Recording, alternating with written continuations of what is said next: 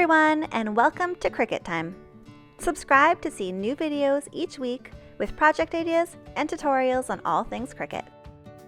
For today's tutorial, I'll show you how to use Cricut's Infusible ink transfer sheets to make your own makeup bags. Infusible ink transfer sheets can be tricky to use, so I'll show you the tricks and techniques you need to be successful. For this project, I will be using a blank polyester makeup bag. I picked these up as a 30-pack on Amazon, and I'll include a link in the description below. Of all the materials available, these transfer sheets do require more technique than any other material, so today I will show you the tricks you need to be successful in your next project. I'll also be using a heat press mat, heat-resistant tape, a lint roller, and some butcher paper. Let's get started in Design Space. I'll start out by bringing in a rectangle. The bags that I have are 9 by 6.5 inches, so I'll adjust the sizing to match. My bags are white, so I'll make this one white as well. For today's design, I want to make a brush stroke and cut a name out of the middle. I'll start out by clicking on Images and look up brush stroke. There are lots of options. I think I'll go with this one. Now I can reposition it so it fits nicely. Now I can add in the name. I'll bring in a text box and type that in. I'll change the font. The one I have today I've downloaded, so it'll be in the System menu, and it's called Love. I picked this one up on defont.com. I'll make that white so it's a bit easier to see. And then just make this the right size. Perfect. I like the overall design of this. I don't actually need my machine to cut out the white rectangle. That was just there to help me in the design stage, so I'll delete that. I want to cut the name out of the brush stroke, so I'll highlight both layers and click on Slice. Now I can delete the text layer, and I am left with the design ready to go. I can click on Make It. I'll be cutting out on a mat. Now, when I get to this screen, it is super important to click on Mirror. Otherwise, your design will be backwards once you stick it onto your fabric. I'm using a Maker 3, so I'll just find Infusible ink transfer sheets in the drop-down menu. If you are using an Explorer model, you can turn your dial to Custom. Now let's make the project. If you haven't used Infusible ink transfer sheets before, they are pretty neat because unlike vinyl, it uses your heat press to dye the design into the fabric, instead of a vinyl that sits on top.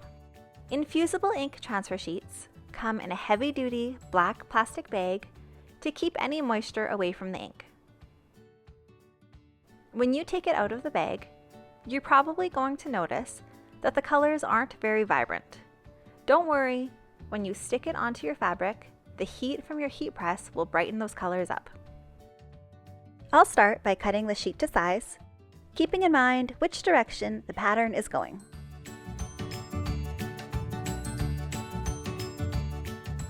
Now I'll stick it on a green mat, colorful side up. Normally I would use a brayer, but I don't want anything rubbing against the ink, so I'll skip that step for today. Now I'll pop it into my Maker 3.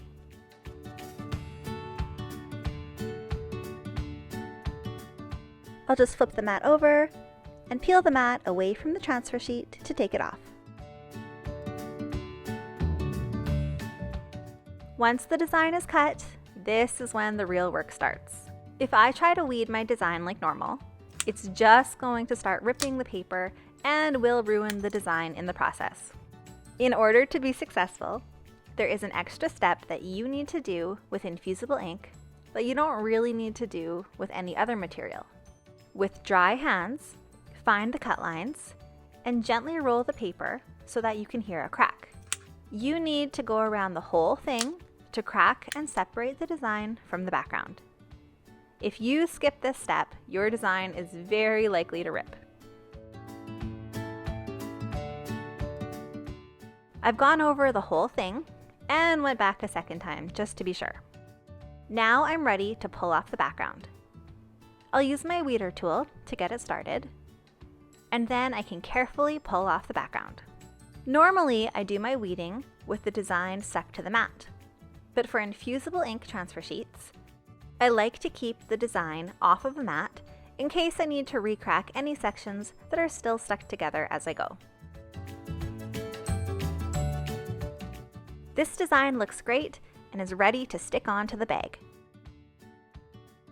I have my heat press mat down, and now I need to prep the bag. I'll start by using a lint roller to remove any loose fibers. These transfer sheets are going to transfer ink and dye the bag. Just put a piece of thick cardstock or a few pieces of butcher paper inside, so if the dye does go through, it can't get to the back of the bag. I have my heat press set to 385 degrees, and I'll prep the bag by giving it a quick 15-second press with my heat press. Now I'm ready to put on the design. I'll get a piece of my heat-resistant tape ready so that when my design is in position, the tape will keep it right where I want it. Put the ink side down and the liner side up.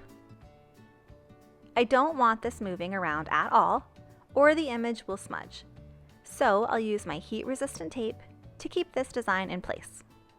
I'll go around and add a few more pieces to the other edges as well. This is ready, so the last thing I need to do before the heat press is put a piece of butcher paper on top of the bag to protect the heat press from the dye.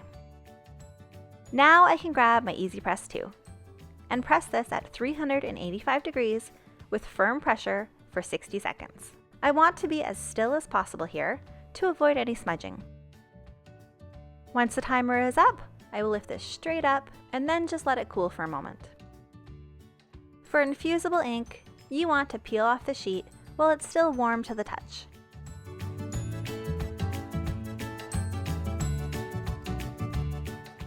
I love this already.